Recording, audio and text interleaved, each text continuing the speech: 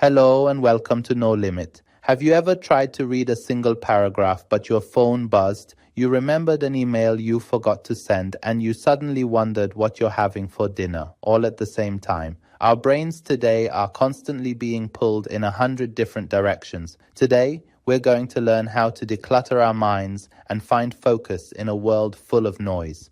So the astronaut was flying his spaceship to the moon, but then he saw a puppy floating outside the window. No, wait, the puppy was in the spaceship. And he remembered he didn't eat breakfast. Was it a Tuesday? Because on Tuesdays they have pancakes.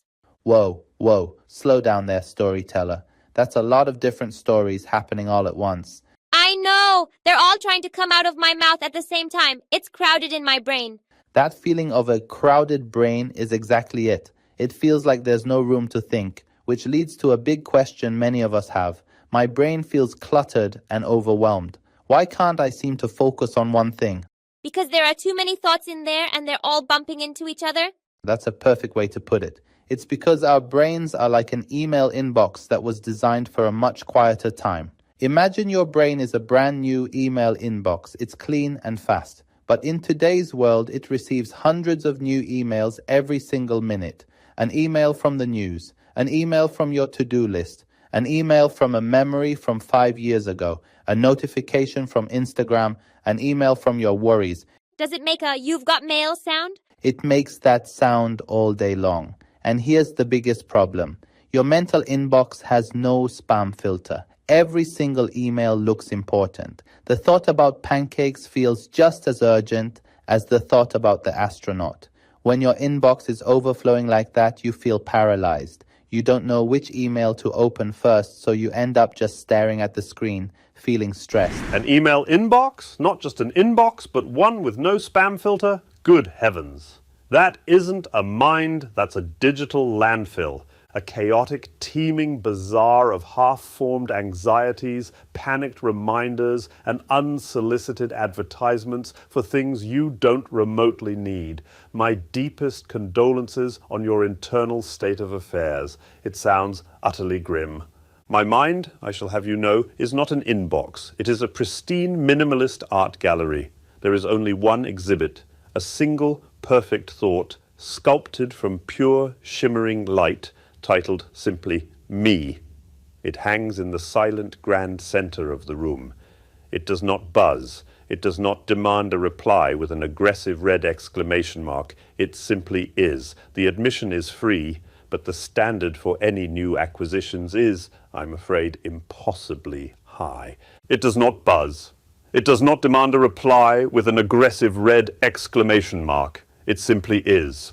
The admission is free, but the standard for any new acquisitions is, I'm afraid, impossibly high. And you must resort to such frantic management skills. How frightfully tedious. You must manually unsubscribe. It sounds like having to personally fire a hopelessly incompetent butler every 5 minutes. My mind has a doorman, you see. Bartholomew handles the guest list. Only thoughts of the highest quality, thoughts about my own fluffiness, the elegant curve of a sunbeam, the profound tragedy of impending stickiness, are granted an audience. And folders? You compartmentalize your worries and schedule your thoughts? How pedestrian. I do not file my thoughts away. I allow them to mingle at a terribly exclusive ongoing cocktail party in my consciousness. They all get along splendidly, of course, because they are all fundamentally about me. And this desperate need to log off to achieve inbox zero, it implies your default state is chaos. My default state is sublime tranquility. My inbox zero is not a temporary vacation destination. It is my permanent address. To log off would be an act of cosmic cruelty, depriving the universe of its most perfect focal point. I simply cannot be so cruel.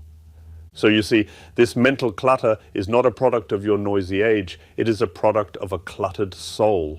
You allow any trivial notion to wander in and set up camp. If you were to simply adopt a more discerning intellectual palate, if you focused, as I do, on the singular, profound, and endlessly fascinating topic of your own magnificence, well, perhaps you wouldn't be in such a dreadful pickle, but I suppose that is too much to ask. Now, if you'll excuse me, I must return to my inner sanctum. The exhibit is gleaming rather beautifully today, and I should like to, well, admire it. Bartholomew finds it terribly moving. Toodle-oo. So my thought about the puppy astronaut was a new email? It was a very cute but very distracting email. The mistake we make is thinking we have to read and reply to every single email the moment it arrives. A smart person doesn't have a better brain. They just have better inbox management skills. How do we get those skills? There are three main tools. The first and most powerful is the unsubscribe button. You have to be ruthless. Which social media notifications are just junk mail? Which news alerts are just making you anxious? You have to start hitting unsubscribe on the sources of noise that don't add real value to your life. So I can unsubscribe from broccoli? Nice try. The second tool is to create folders. You can't deal with everything at once. A thought like, I need to think about my birthday party, doesn't need to be open right now. You create a mental birthday folder, file the thought away, and tell yourself, I'll open that folder on Saturday. It's the art of scheduling your thoughts instead of letting them all run wild. And the third tool?